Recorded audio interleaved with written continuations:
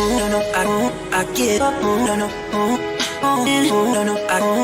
man! Welcome to the show. How are you? Really excited as a parent and as a person of color to have our guest today. Hey, what's up, everybody? Hello, how are you? Good. How are you? Good. It's so nice to see you. It's been so long. Oh, it's been a long time, huh? It's good to see you too. Catch me up. Give me since we last chat, I know that you've been hard at work, mapping and planning, and I was like, God, I should really reach out to Julie. I was like, well, I don't want to give her any added stress or pressure of doing whatever she's working on, so I'll let her marinate, do her thing. Give me an update. Walk me Yeah, through what. sure. So I did it. I have jumped in the deep end and decided to go full in on executive coaching and consulting, but at that really more senior level. And I officially made the decision, I guess, in May. And then I just founded my company. It's called Executive Insight Consulting. And I've started working with clients, which has been kind of amazing. And it's been really interesting because obviously there's the Houston market, and I'm pretty familiar with that. But I'm also working with a client in Montana and a client or someone in Brussels, Belgium. So it's been really interesting to get to kind of, when I say jumped in the deep end, both feet, that's exactly what happened. So that's what I'm doing. That's exciting. How did you go about getting these particular clients? Was it just through your network and people said, hey, Julie's doing executive coaching. Oh, I got just the client for you. Hang on. Or was it something people have different? just been amazing. It's been more similar to that, but more I let people kind of know what I'm doing, and in basically trying to think if it's every instance, but those individuals had clients or work in organizations, and before you know it, it was sort of like, hey, well, we actually need someone, or I know someone who needs to work or wants to work with someone, and then they put us in touch, and there you go, we're off and running. Okay. So do you have specific programs that you've sort of developed, and what is the breakdown of how an engagement with you looks like or works like? Sure. So I don't have a specific program. It's not something that you can hop online and, purchase or go through or anything like that. It's very customized, bespoke, if you will, by client. And so we work at a couple different levels. Organizationally or at a corporate level, it tends to be more strategy refinement. By the time they get to me, they've got a strategy, they've got a vision, et cetera. But maybe they want to go through a process and refine it, or some things, there's a new competitor, or they want to get into a new space, and I can help someone think through that and position that, or more typically work with executive teams to really just facilitate that conversation. So that's really what we do over there. I think where I'm spending most of my time is kind of in this middle space, and that's working with executives really at all levels. So new executives, up and coming, and then certainly experienced executives as well. And if I had to really distill, I guess, everything that we do, it's essentially helping clients, whether at the corporate level or the individual level, we gain clarity, help them gain clarity and get results. And so that's kind of the gist of it. And so with executives, it can be something where I have one client who was just promoted and is now leading a new function for his company. And so working with him to help him kind of refine his strategic plan and talking through strategy and things like that. That's some of it. But a lot of times it's really the executive as an individual leader who is basically, people are working with me. It's something that they haven't been able to just do on their own. And so it's really helping them identify, what do you want? Why don't you have it? And what I mean by that is, what's getting in the way, or what is lacking, and then what are the strategies to go get it. And it's really as simple as that. What do you want? What's in the way or what's lacking? And then what do you need to do to get it? So that's really what I work with executives for. And then there's a whole consulting side that really leverages, I think, my executive experience as well as my people strategy, people leadership, head of HR experience too. Isn't that interesting though? Because do you feel like that some of the folks that are in the most dire need of your insight are the ones who may not necessarily have the self-awareness to take that step? And that's a serious question. I don't mean to be. No, I know. I'm laughing because someone asked me the other day what I thought the most underrated leadership skill was, and I said self-awareness. And it's really important, because how do you change or grow and develop if you're really not self-aware? I do think that's a challenge. There's not a specific strategy, I think, to address that. The hope is that as we see this industry grow, and we can talk about that, it's growing at insane rates. But as we continue to see that, I'm hopeful that people at all levels will want to grow and want to develop and want to become more self-aware. So it's a legit issue for sure. So let's say, Julie, I come to you and I said, hey, you know what? I know your background is in behavioral sciences. I know you've got a breadth and depth of experience. You reference specific people whose methodology that you follow, et cetera. And I've bought into that, Julie. I'm ready to sign off. What should be my expectation? Like, what happens next? Can you walk me through? Because I think a lot of times for folks, number one, it's difficult to be that vulnerable to someone that they may not know very well, right? Yeah. Right off the top. And then there's anxiety around, what is this path that she's leading me down? So do you kind of proverbially kind of set the table of, here's what's going to happen? Yeah. Or how does that work? No, that's a great question. And we will talk kind of high level. I spend a decent amount of time interviewing every client before I will accept a job. And and the reason I do that is I want to make sure that there's got to be some sort of chemistry. You have to feel like you can work together effectively. Otherwise, I'm not the right person, and I never want that to get in the way of someone's progress. So we spend a significant amount of time before the engagement even begins, so I can really understand what the person is wanting and who's sort of responsible for the relationship. And what I mean by that is, am I working directly with CEO, CFO, whatever, and they're controlling their own budget? Or is it something that it's an up and coming executive and HR is sponsoring it? So I want to make sure we're all on the same page. We're not having weird side conversations, and everybody is on board with us moving forward. And then what it looks like is really, like I said in the beginning, and it's very much simplified, obviously, for this conversation, but it's really understanding, what is it that you want? What do you want to attain? What goal, what objective, or what do you want to get better at? And so I'll have individual clients. I'm trying to think, it's obviously all super confidential. And so I think that does help to create that safe space and, kind of a no judgment zone, if you will.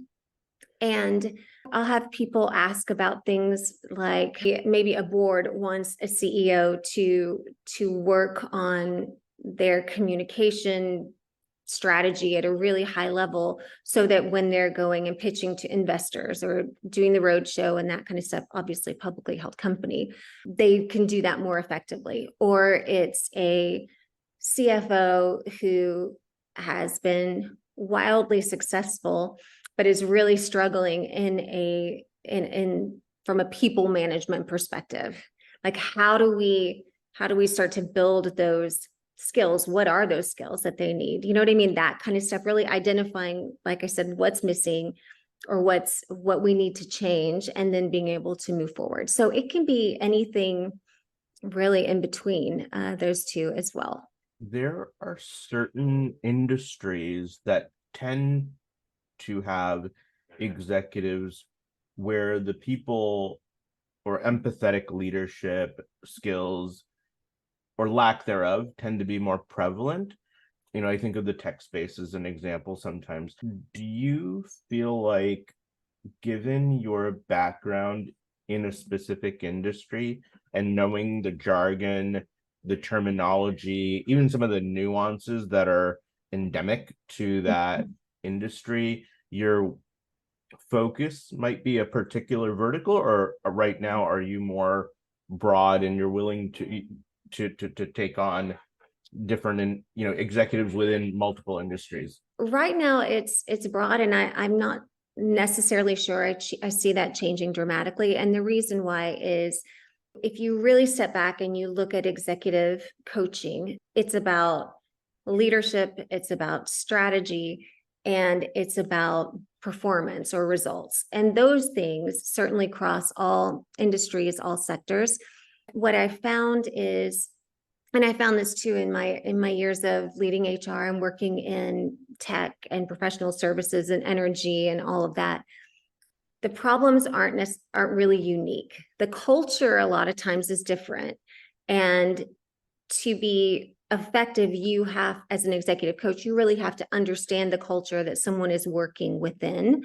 And I think that's really the difference. But I also think we can look at some industries and say, as you mentioned, well, this particular industry tends to show up like this or have this type of culture. And that's true generally, but also every single one of those companies within that sector also has their individual cultures too. So it's really looking at the individual organization and the place within the organization that the executive functions. Are they a corporate? Are they, leading a business or a certain regional component, that kind of stuff? Because it's different across all levels, I think, too. Okay. What are some of the biggest objections that you get from being brought on? So oftentimes if it's sponsored by the corporate organization, there's usually a committee that is deciding whether or not to bring on an executive coach to work with a specific number of people. I'm not sure if that's necessarily what the process flow looks like for you, but if you could sort of pinpoint what the biggest objections are generally of bringing you on and how you handle those. Sure. I think at the individual level, you don't really see that much of an objection because they're seeking out an executive coach, or their organization has said, because of your status within the organization, this is a benefit that we'll provide. So it really hasn't been an issue there. What I found is it's usually like an HR, a CHRO, who's sponsoring, who has the budget to bring in an executive coach. And so I haven't had a significant issue there either. And I think just because we have HR backgrounds, certainly in common. And also they're usually really invested in people development and leadership, et cetera. And they see executive coaches as sort of extra support. And so that's usually pretty welcome. I think the initial hurdle, though, to even get to that point is it's an investment. It's not inexpensive, and it is a commitment. I don't work with clients for less than 6 months because it takes that long really to develop that relationship and to achieve what we're trying to achieve. Those have been the big ones. I'm really specific about what I'm asking clients to invest to, and to really prioritize this as being something important, not just something extra they have to do. And so that's been pretty paramount for me. But again, it hasn't been an issue. I think it's the investment. I think it's having an outsider, if you will. And my response to each of those would be, it is an investment. That's true.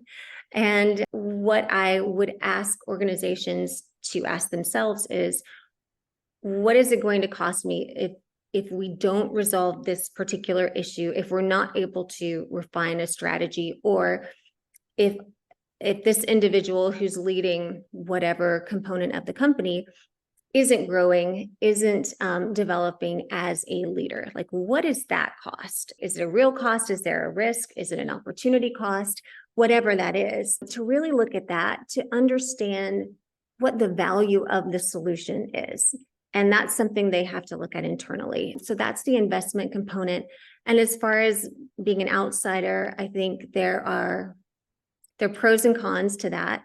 Certainly, I also think, because I've been there, done that as an executive for several years, I understand what that world is like. I understand the stressors and the million things that you're having to focus on. So while I may not have been there, done that with their particular organization, we do have that common ground. And I work really hard, as I said, to understand the culture of any organization that I'm working with, to make sure that we're all moving forward in alignment, if that makes sense. So having those kinds of discussions usually resolves that any issue there. When folks drill down a little bit deeper and ask you about, okay, well, Julie, what kind of outcomes can I expect in 6 months?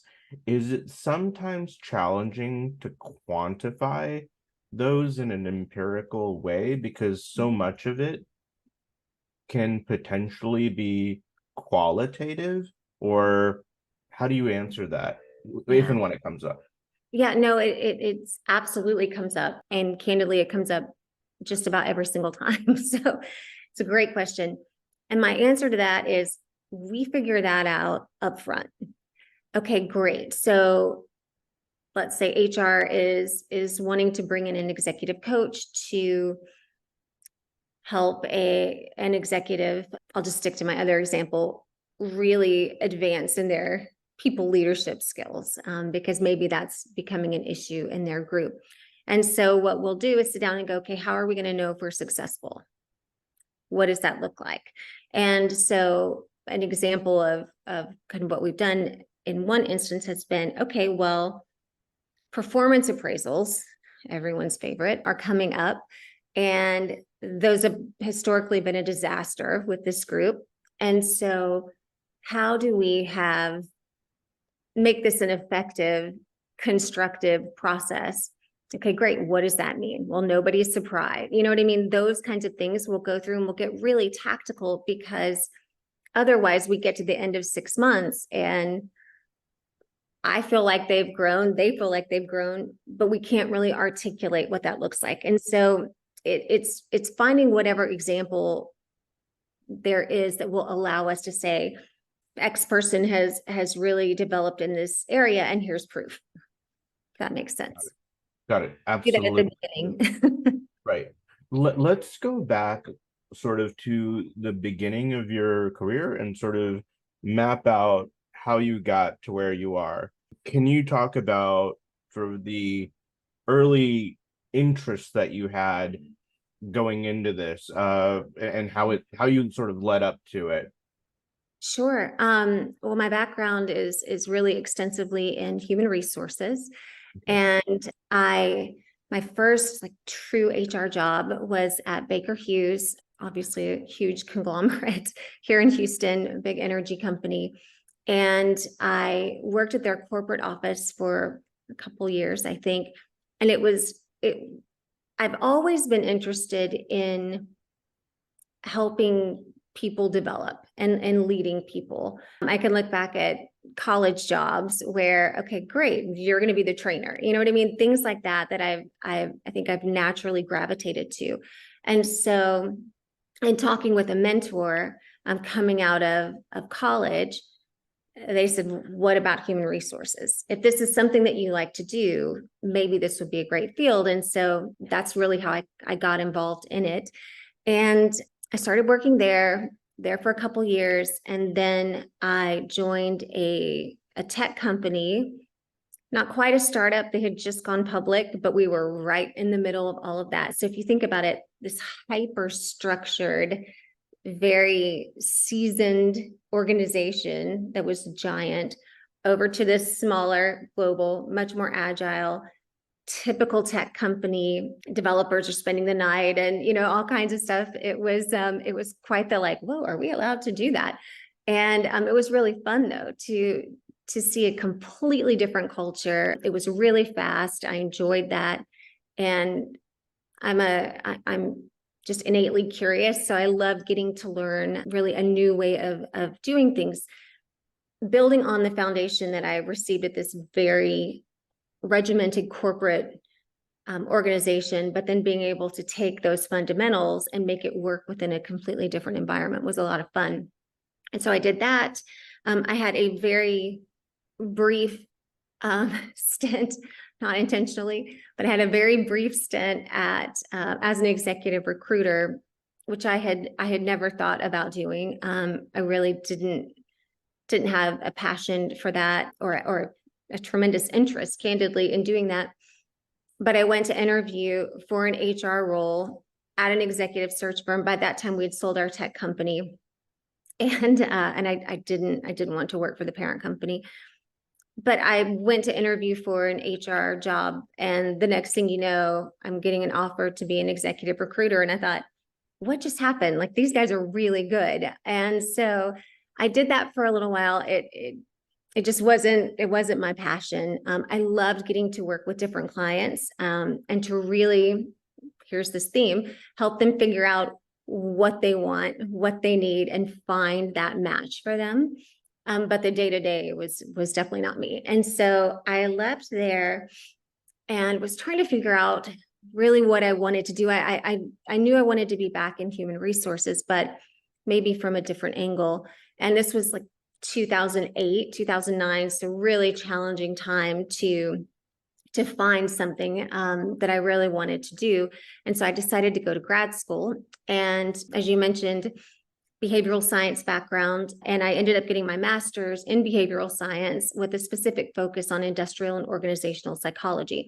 So now I have this kind of leadership and development and helping people attain their goals focus, but now I also have data analytics and predictive analytics and all kinds of things that I'm just, I get the heart eyes emoji when we talk about statistics and data. And so had all of that. And then I joined, actually, while I was doing that, I did like an 18-month consulting gig at British Petroleum. And so I got to see a really big, well-run, really interesting organization, but massive. And I really liked the agility that you have leading HR in a smaller organization and the immediate impact that you can see and the change that you can affect. So I then moved to a professional services organization, a law firm, actually, and that's where I worked for 9 years, leading HR for the vast majority of those. And then I left my job in December, which was really scary, but I knew I wanted to do something different. And what I thought was, I'll just take a little bit of a break, decompress a little bit. HR has been really challenging the past couple of years. And then I will just go be a CHRO in another organization, new challenges, new perspectives, all of that. And at the same time, I thought about executive coaching before I even took the executive recruiter job. I was talking to a different executive recruiter and said, what I really want to do is executive coaching. And I think I was 30 maybe. And she said, you actually need some more time in the trenches. You need to get some more experience before you can really do that effectively. And I thought, that's probably fair. And so it was interesting. So here I am in December of last year, and I'm thinking my intention is to go be a CHR elsewhere, but I have this kind of thing in the back of my head that, well, maybe, and almost to a person, anyone that I talked to, whether they were a peer, whether I worked for them or whether they worked for me, we were just catching up. The question, of course, is, well, what are you going to do next? And we talked about that. And they said, again, almost to a person, you should really think about executive coaching. And I thought, oh, okay. And so basically I tried to look at executive coaching and CHRO kind of in tandem, these two paths. And what happened was I got to, and tell me if this is too tactical, but I got to a finalist stage, like final 3 candidates in 2 different searches, both for extraordinary companies, really great opportunities. And I remember thinking, yeah, I don't want to do this though. And so if I don't want to do this for, a couple amazing organizations that anyone would be glad to be a part of, what's going on? And so I spent a little more time really thinking through what I wanted to do. And that's when I thought, you know what, I'm just going to do it. I'm going to, kind of grit my teeth a little bit and close my eyes and just kind of go for it and not worry so much about all of the security that comes with a typical corporate job. So it's been really scary. It has been unbelievably rewarding. And I feel so grateful that this is what I get to do. I was telling a friend the other day, I said, I literally almost have to pinch myself in the morning and be like, am I really going to get to do this for a living? This was always one of my favorite parts in my role of leading HR or just leading people in general. And now I get an opportunity to do this and work with really talented, amazing, accomplished, driven individuals. And it's been fantastic. So really scary, really rewarding. It's funny how those things go together sometimes. Got it.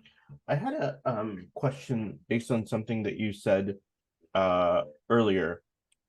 Different generations or different periods of time, there's things that are acceptable and not acceptable, right? So in the early 2000s, let's say .com version 1.0 or Yep.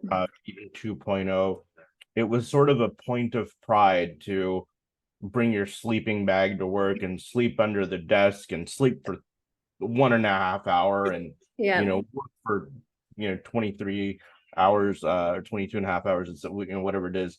That doesn't seem to be a badge of honor anymore. So my number one. Number two, if someone were to try and incorporate that into the culture in today's day and age, it would be quite hard to pull off. I just would love to hear your thoughts on whether you think that's a thing, right? Whether or not, like, there's periods of time where, there's certain companies that are considered like the North Star of their period. Like there was a point in time where Salesforce was like the it company, and whatever Mark Benioff did, there's a slew of people, across the country that were leading companies are like, yeah, if he's saying to, eat eggs in the morning, we're all going to eat eggs in the morning.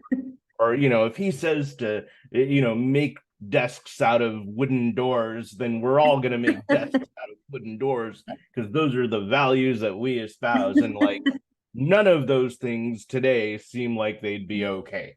Talk to me a little bit about that phenomenon in general. Sure.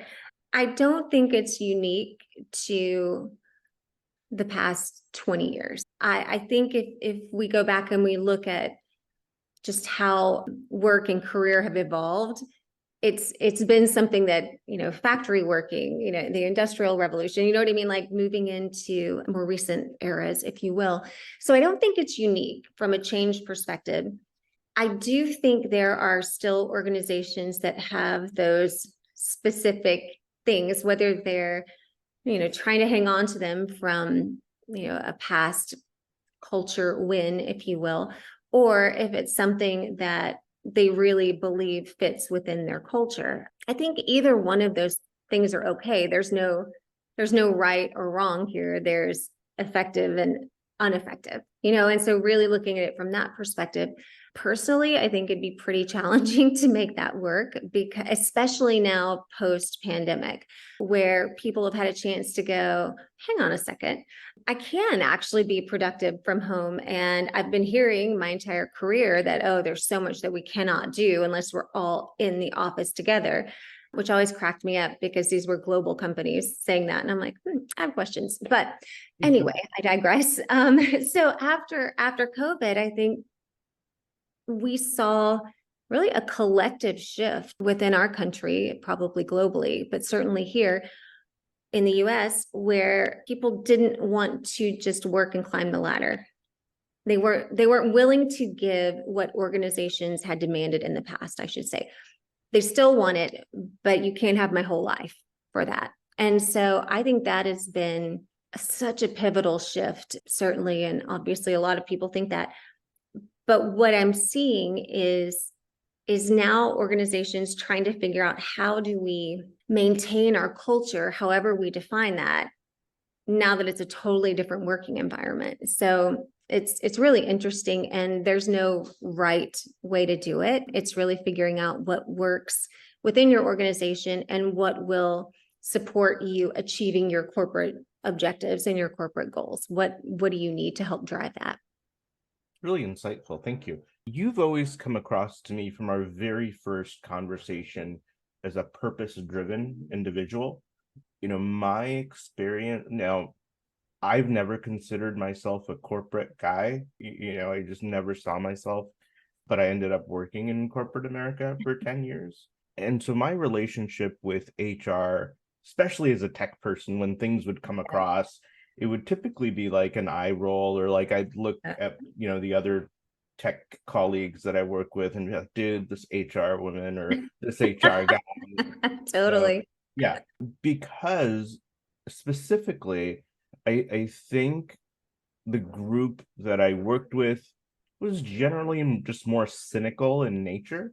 We may have been a little bit more outcast compared to other groups within the organization, so we sort of always felt like we were potentially like targets. And the HR folks tended, at least to me, and I was much less mature than I am now, not that I'm very much different, but they came across as generally insincere, right? And and just generally insincere.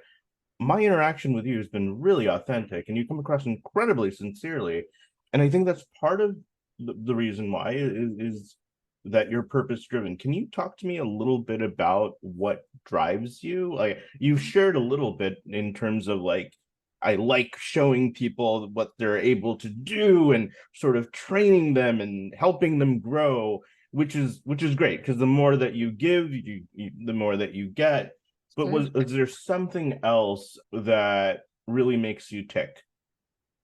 So I want to answer that question, but I also want to say something about HR, because I still have this affinity, but you're spot on. And for me, my personal philosophy is, I base this solely on experience, is that you can kind of split HR people into two groups. And you've got the policy police, who can quote you the employee handbook, which, an aside, I hate employee handbooks, but they've read every word and they can tell you on page whatever, and, Article 4, subset G, blah, blah, blah. And it's all about the rules. And then I think you also have business-minded leaders who happen to have their specialty be within HR. And so for me, I always wanted to be in that group, and I wanted my team to sit in that group as well. Do you need rules? Do you need, policies, et cetera? Yes, but candidly, most of the time you don't need nearly as many as an organization has, because at the end of the day, if it's not illegal, if it's not immoral, you can actually do it. Your question should be, should you do it? And you need parameters in which to operate.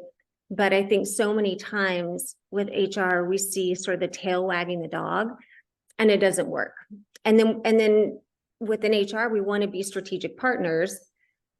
But if we're doing that kind of stuff, it just doesn't work. So Got it. Thank you. No, I that's appreciate that's my philosophy on that.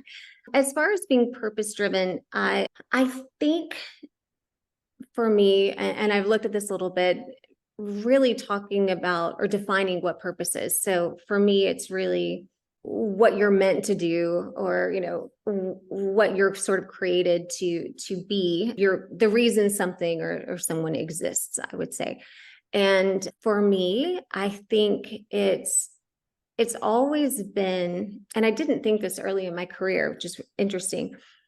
I love the strategy of HR. I love the strategy of people leadership. I love really understanding what an organization is trying to accomplish from just a broad corporate business standpoint, and then figuring out how we can take this incredible group of people to really further that goal and help to drive momentum there. I love that. And that's been a really fun part of my career. But where I have found that I get the most fulfillment is in exactly what we've talked about, really sitting down with someone, spending time with them, understanding their perspective, understanding what their goals are, even when they weren't necessarily aligned. So for example, on my team, if I'm spending time with someone who is doing a great job and I would love to keep them, but their dream is something else, really helping them to figure out, how to reach that and professional goal, et cetera. And that's where so much of my, you get up in the morning and you're like, okay, yeah, this is good. I can deal with all the craziness of today. I get to do this too. And so I think for me, and I never thought about it as my purpose really until relatively recently, but it's the whole driving reason behind moving into this sort of new phase, if you will, of my life, and really establishing Executive Insight as an organization to be able to continue to do that candidly without having to deal with all the other HR stuff that gets even we don't like it sometimes, but to really get to focus in on helping other people get what they want and become the leader that they want to be, or conquer some of their challenges, their fears, whatever that looks like. That to me, I think really is my purpose, and what brings me incredible satisfaction and joy, and where I feel like I can most contribute and serve others. That makes sense. Absolutely. Over the course of your career, what have been some of your biggest challenges and how did you overcome them? Sure. Wow, that's a big question.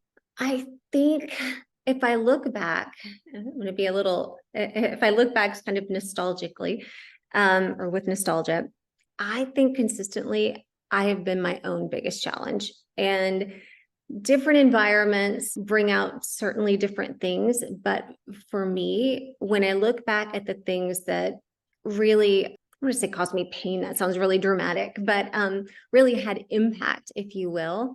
There are things that, these are things that I wish I would have known, what I know now, but also been able to step back. I wish I would have had an executive coach, somewhere I could step back and really look at something objectively versus being right in the middle of it. And for me, I think it's overwhelm. It has been a really big thing. And that really comes down to setting boundaries, personal boundaries, professional boundaries, whatever that looks like. They tend to be intermeshed, I think, at really senior levels, and certainly in today's environment.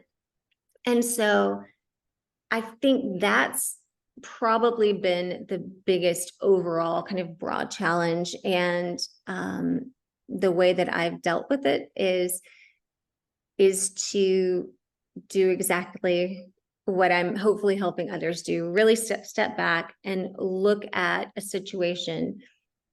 And if you're not happy with it, maybe it's your professional career, or maybe it's one component, if it's not what you want it to be, why is that?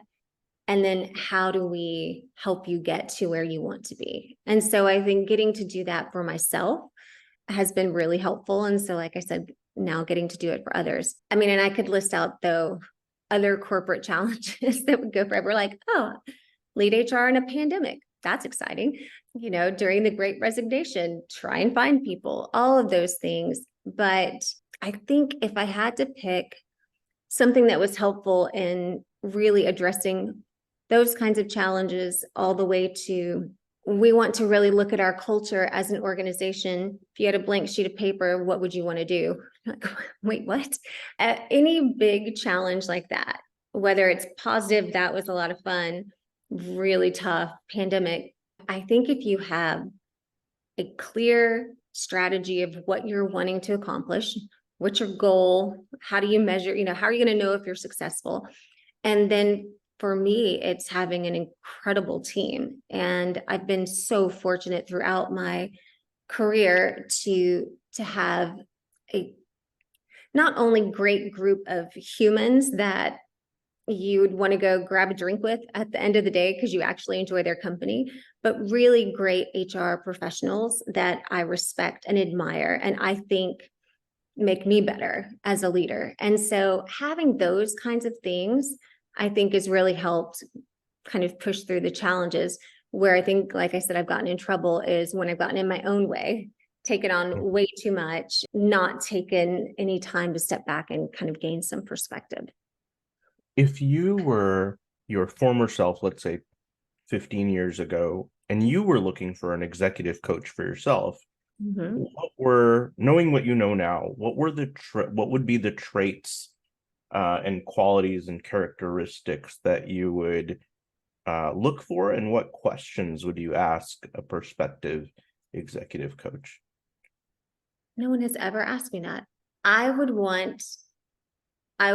15 years ago, I would probably be struggling with the same thing that I was 5 years ago, 3 years ago too, even, where how do I keep finding myself in a situation where I've taken on way too much? My whole entire life is work. How do I, and I mean, I can look across organizations and see that that's true. So I'm like, oh, who's the common denominator here? And that would be me. And so what can I do to really affect change in my life and still reach my professional goals? I still, want to do all the things I want to do, but I also want to at least have some semblance of a life and really bring my best self to my job, which you cannot do when you're incredibly overwhelmed and just strung out, spread way too thin. So that would be the thing that if I had the opportunity to work with an executive coach and they said, okay, what are we trying to solve for? I would say this, like, how do I still reach my goals? How do I still do all of these things? But how do I structure my professional life more effectively? And how do I get out of my own way? And so I would have wanted to work through that with them. And my questions would be, what are some of the things that you've seen with, either with your personal experience or your experience with clients? What have you seen that may be some typical causal factors, understanding fully that they may not be mine, but what have you seen maybe causal factors? And then if we take one of those, how have you helped someone move forward through that? So I think that would be probably my question. Very cool. What changes do you think we'll see in your space over the next 12 to 24 months? It's such an exciting time to be in this space. Let me say that first. It's so much fun. I mean, it's just so much fun. And it feels a little bit like the Wild West, which is really cool, but it is growing and developing so quickly. So if we take executive coaching and look at the broader field of really self-education, and so by that, I would say individuals or organizations, depending on how that all works, but taking courses, reading, certain books, signing up for spending time on webinars, et cetera. However you frame that, working with coaches as well. If we look at that industry as a whole, currently today, it is $1 billion a day industry, which is completely insane. The projections are that by 2028, this will be a $1 trillion per year industry. And so what's really exciting about that is there's lots of space.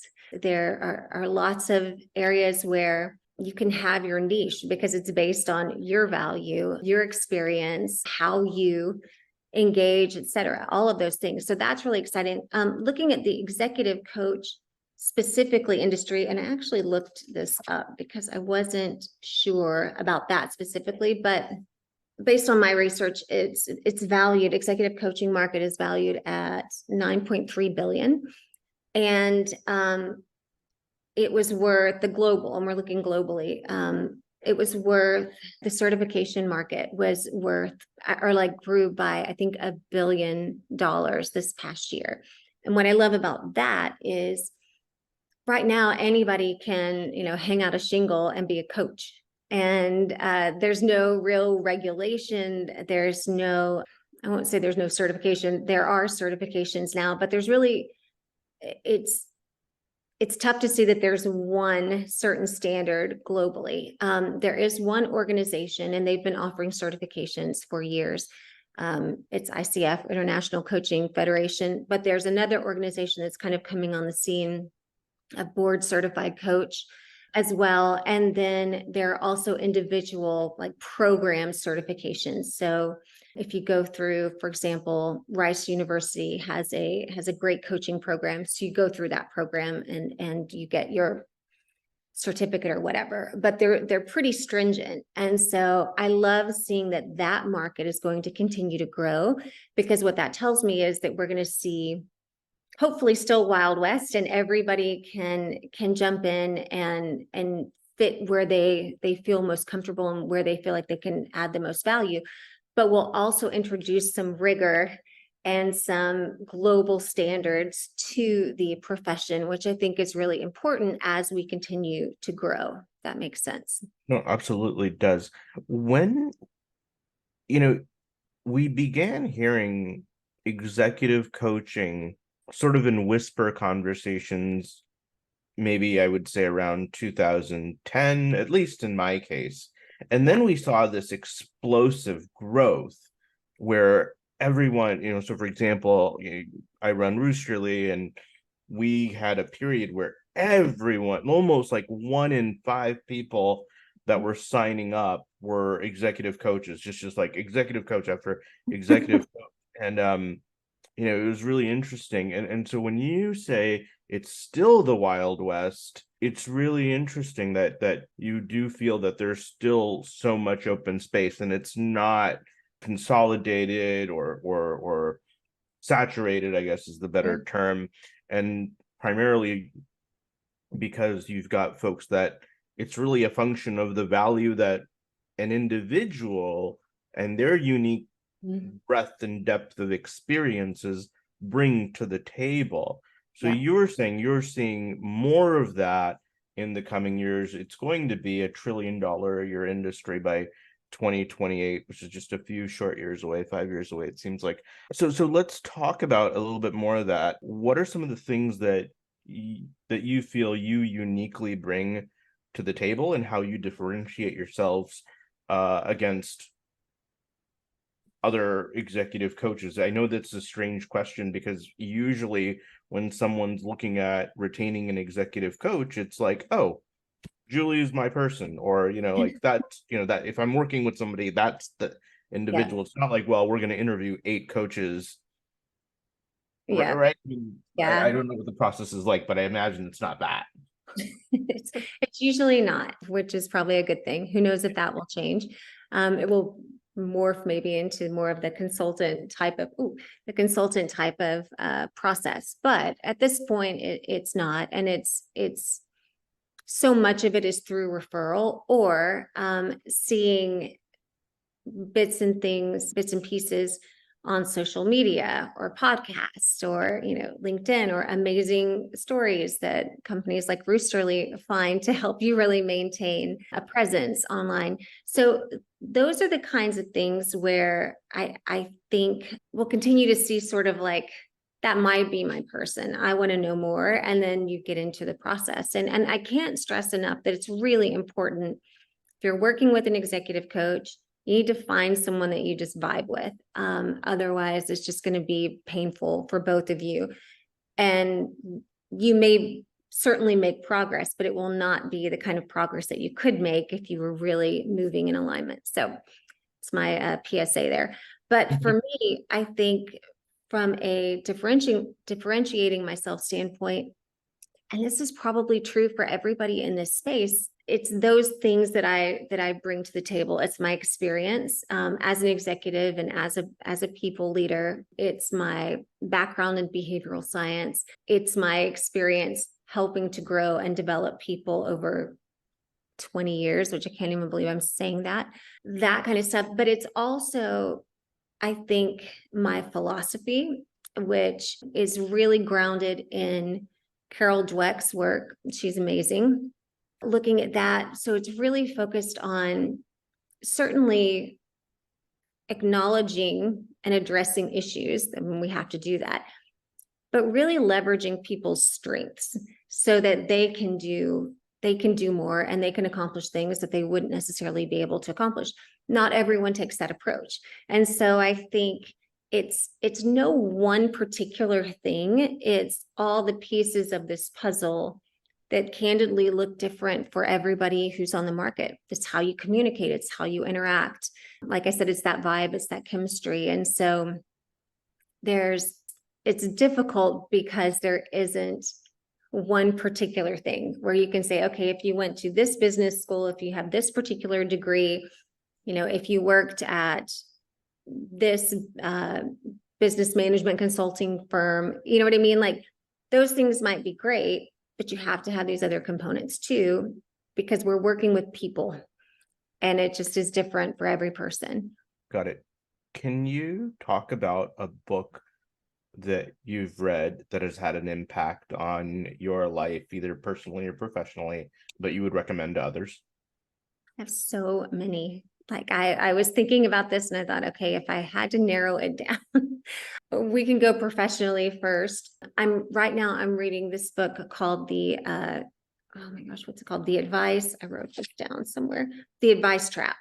And it's fascinating from a leadership standpoint. It's by Michael Bungam. He wrote The Coaching Habit, which I read and which I wish every leader would read. It's really shifting the way that we lead much more to a coaching format versus I'm just going to tell you what to do. And so the difference that makes is monumental, irrespective of experience, irrespective of industry, all of that stuff. It really puts you at an advantage, I think, with your peers. So, and certainly with people who you're leading, they really appreciate it too. So he wrote that book and I read it and it's fantastic. And so I'm reading, this is his second book, I'm not sure, but it's called The Advice Trap. And it's really along the same lines. We as humans are wired to want to have an answer and to want to just like, not all of us are wired this way. I'm very much wired, like, let's go as quickly as possible. And so, okay, great. Let's just talk about what you need to do. And looking at this statistically and from a psychology background, it's really interesting to see how that is wildly ineffective. And so much more, because half the time you're solving the wrong problem. Because you think you know what it is, but you're 2-3 people removed from the issue. You know what I mean? And so it's absolutely fascinating, very, very hard to do. That's a huge one. I probably have 5 other ones. On the personal side, I also have I'm an avid reader. And so I always have something. Yeah, always have something that I'm reading. That I just read. And a lot of times when I'm reading just for personal stuff, I'm just reading for fun. I've loved to do that since I was little. So I have all the business stuff that I also enjoy, but then sometimes you just need a good, Jack Carr novel or something. But I just read two things actually. One is Where the Crawdads Sing, which was fascinating. It's been made into a movie. I haven't seen the movie, but the book is incredible. And just a personal growth and development sort of story. And then I'm a fan of Beth Moore, and she wrote a memoir entitled, oh my gosh, All My Knotted Up Life. And it's just fascinating to kind of hear what she's dealt with and how she's dealt with it and sort of where she is now. So both of those are really interesting. But so that would be on the personal side. I'm trying to think on the professional side.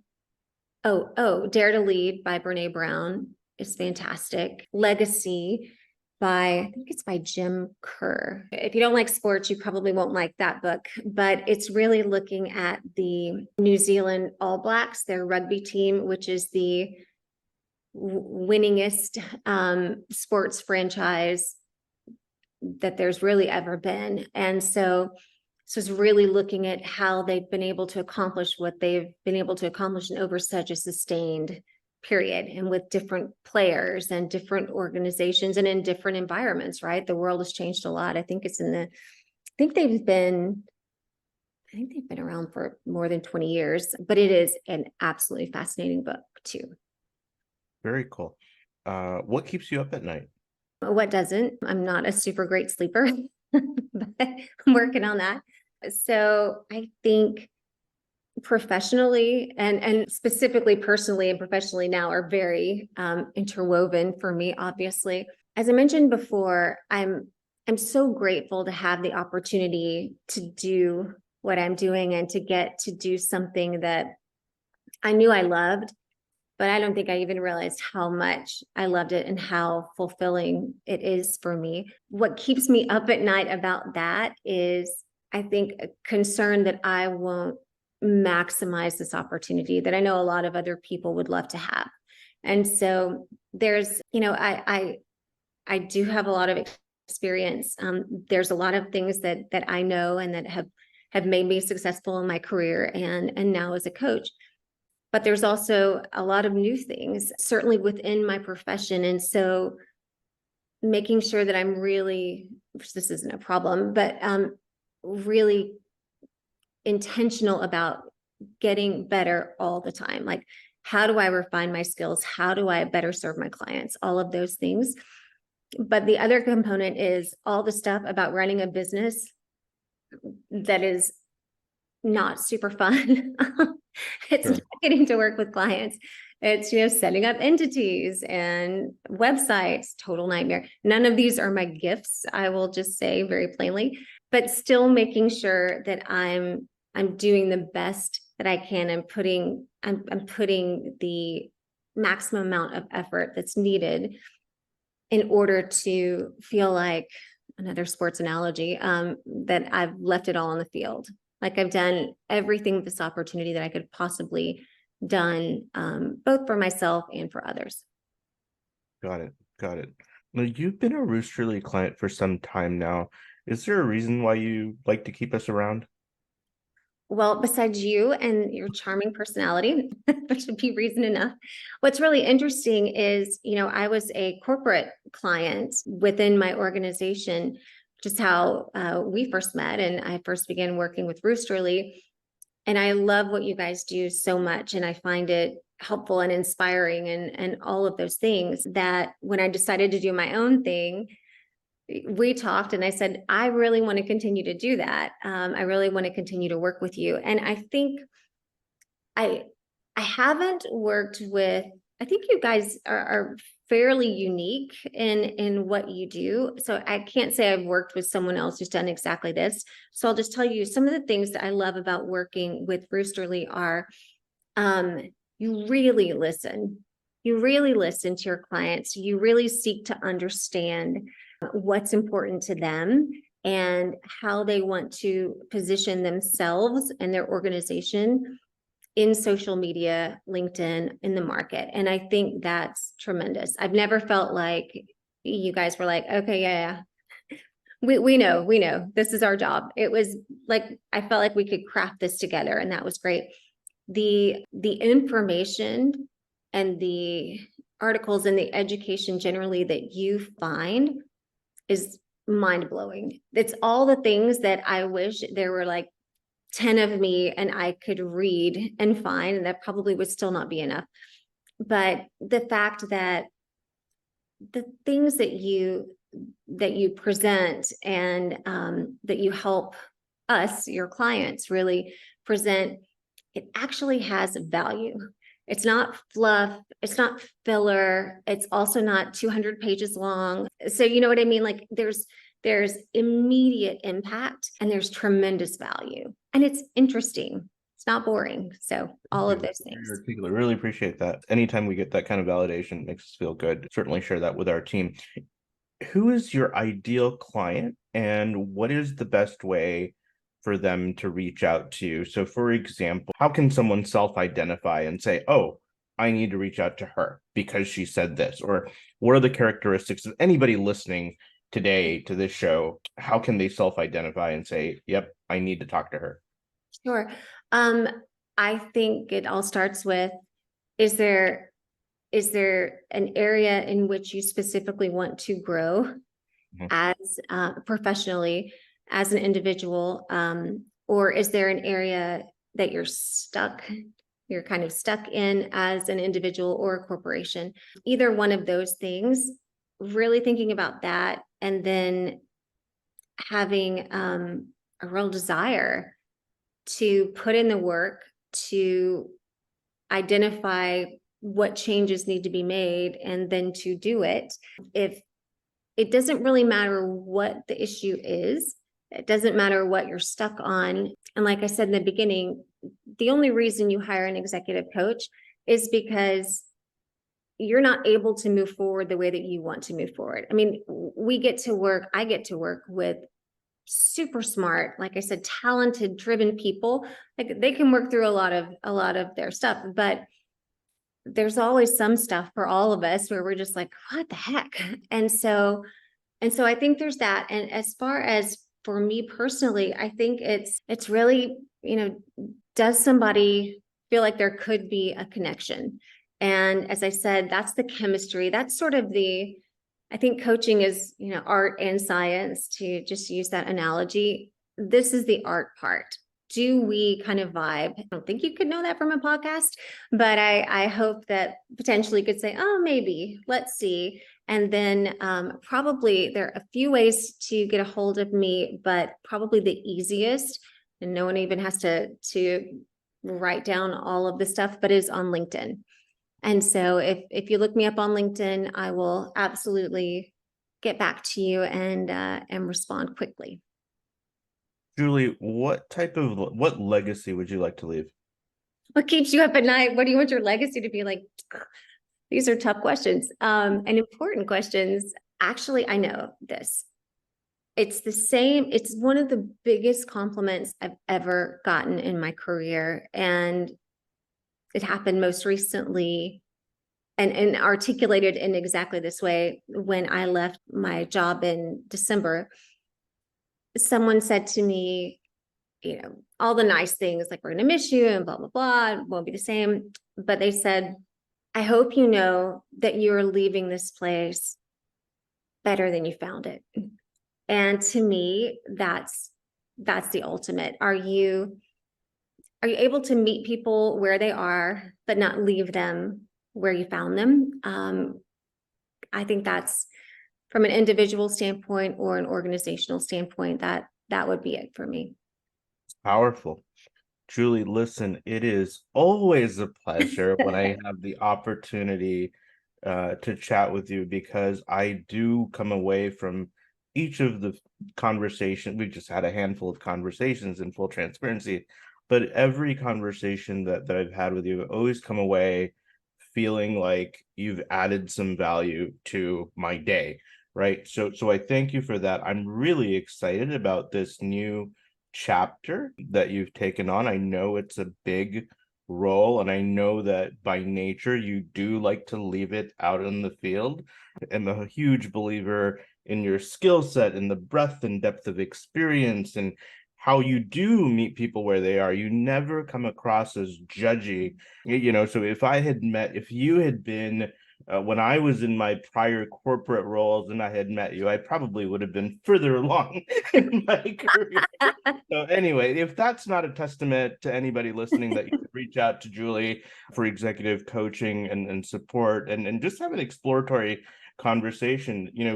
All the times that you look back on your career, when I at least look back on my career, the times that I've put myself in a vulnerable position, or, accepted my insecurities and said, you know what, I do need to share XYZ with this individual because they can unlock that, they've done it, they've been there.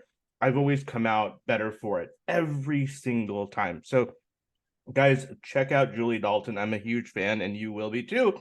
So Julie, thanks a lot. Thanks so much for having me. It's been an absolute pleasure. I've enjoyed it.